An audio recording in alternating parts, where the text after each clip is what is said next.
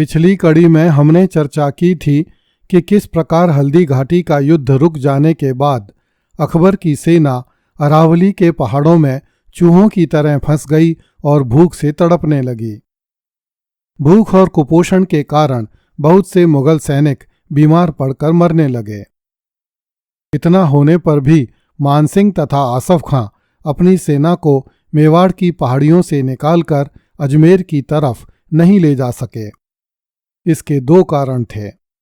पहला तो यह कि मानसिंह तथा आसफ खां को भय था कि यदि वे बिना अतिरिक्त मुगल सेना आए अपने स्थान से निकलने का प्रयास करेंगे तो महाराणा के राजपूत एवं भील सैनिक मुगलों को मच्छरों की तरह मार देंगे।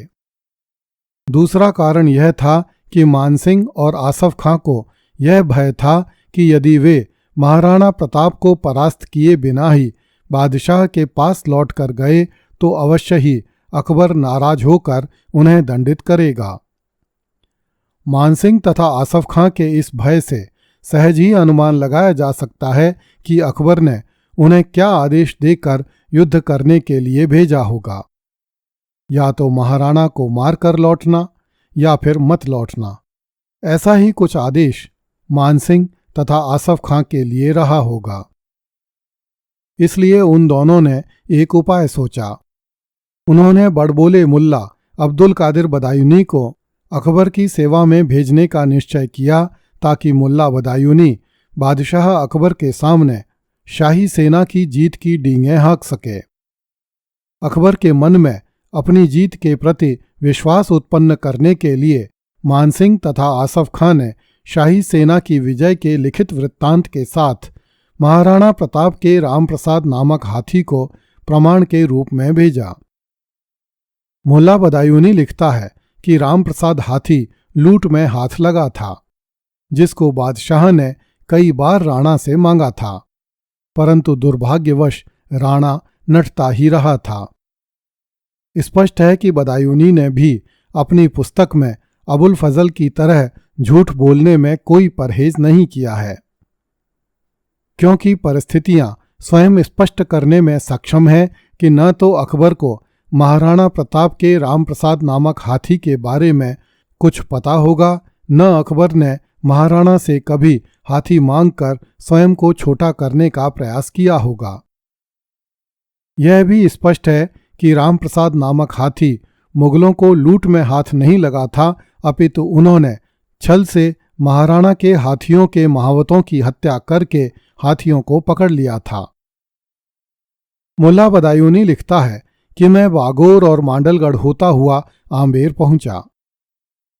लड़ाई की खबर सर्वत्र फैल गई थी, लेकिन मैं मार्ग में उस लड़ाई में महाराणा की हार के संबंध में जो कुछ कहता लोग उस पर विश्वास नहीं करते थे। फिर टोडा और बसावर होता हुआ मैं फतेहपुर पहुंचा, जहां राजा भगवान दास के द्वारा बादशाह की सेवा में उपस्थित हुआ और अमीरों के पत्र तथा राणा का हाथी बादशाह के नजर किया। मुल्ला बदायूनी लिखता है कि बादशाह ने पूछा, इस हाथी का क्या नाम है? मैंने निवेदन किया कि रामप्रसाद। इस पर बादशाह ने कहा कि यह विजय पीर की कृपा से हुई है, इसलिए इसका नाम पीर प्रसाद रखा जाए। फिर बादशाह ने मुझसे पूछा कि अमीरों ने तुम्हारी बड़ी प्रशंसा लिखी है, परंतु सच सच कहो कि तुम कौन सी सेना में रहे और तुमने वीरता का क्या काम किया। फिर मैंने सारा हाल निवेदन किया, जिस पर बादशाह ने प्रसन्न होकर मुझे 96 अशर्फियां बख्शीं।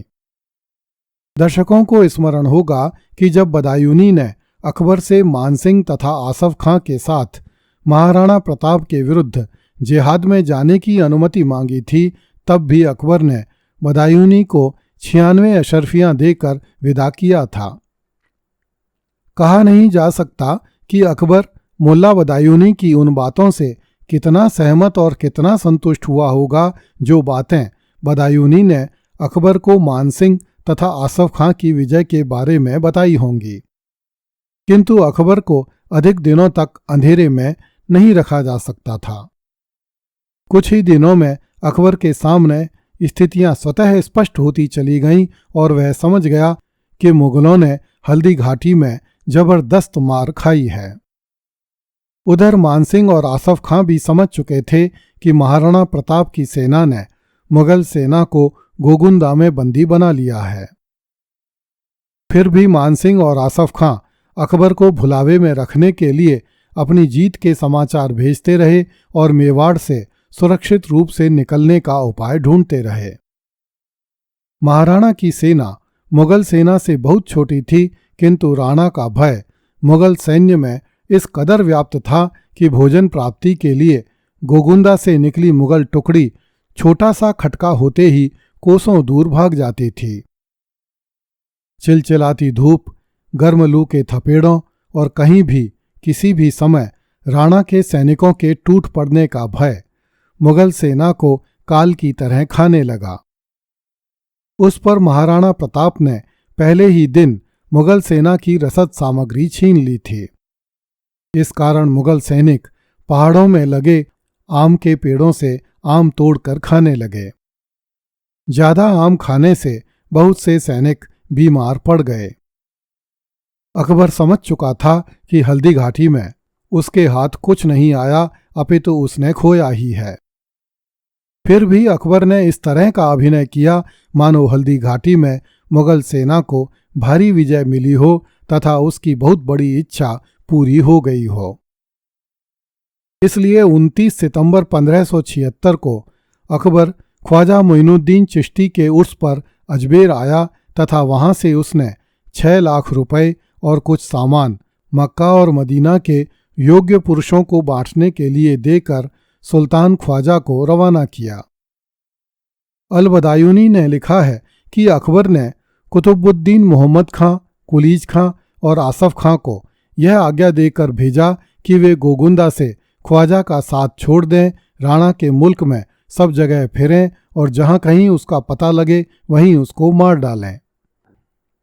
मानसिंह को गोगुंदा में रहते हुए 4 महीने बीत गए थे, किंतु उससे कुछ भी न बन पड़ा, जिससे बादशाह ने मानसिंह, आसफ खां और काजी खां को वहां से चले आने की आज्ञा लिख भेजी। शाही सेना गोगुंदा में कैदियों की तरह पड़ी हुई थी। जब कभी थोड़े से आदमी रसद का सामान लाने के लिए जाते तो उन पर राजपूत सैनिक धावा करते थे।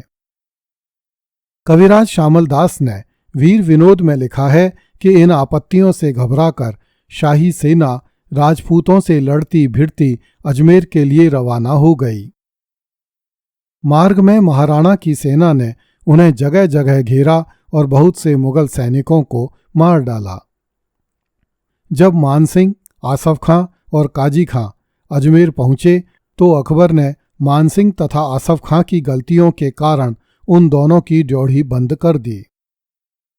इस बात पर विचार किया जाना चाहिए कि वे कौन सी गलतियां थीं जिनके कारण अकबर ने अपने सेनापतियों को अपने दरबार में आने से मना कर दिया।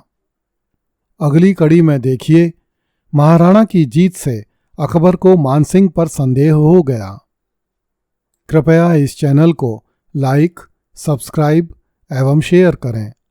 धन्यवाद।